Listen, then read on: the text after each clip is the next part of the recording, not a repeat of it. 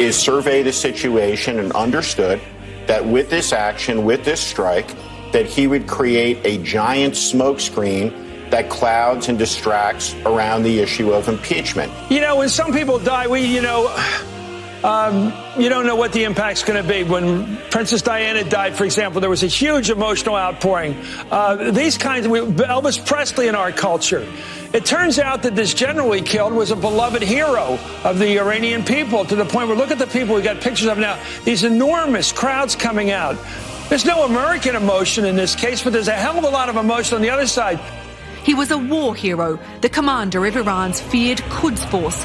Qasem Soleimani was no ordinary general. The U.S. officially classified him as a terrorist, but in Iran, he was a national hero. I feel ill a little bit because of everything that is taking place, and I think every time I hear of conversations around war, I find myself being stricken with PTSD. Good morning, Robin. I have been in the midst of anti-American protests in Iran before, but nothing like this.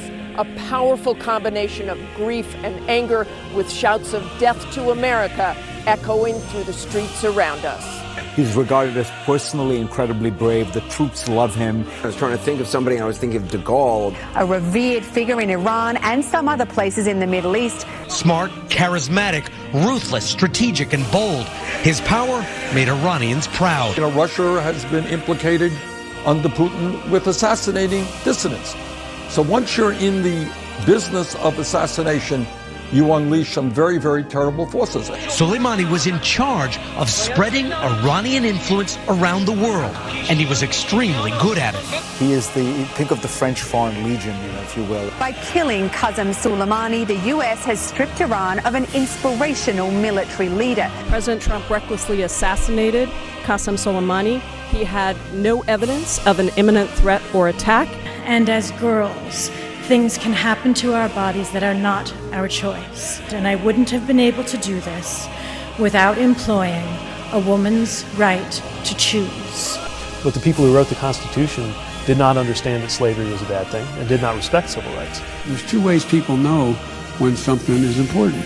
One, when it's so clear when it's passed that everybody understands it, and no one did understand Obamacare, including the way it was rolled out, and the gentleman's right. He said you could keep your doctor if you wanted to, and you couldn't keep your doctor if you wanted to necessarily. He's dead right about that. I have, unfortunately, responsibilities to save our country.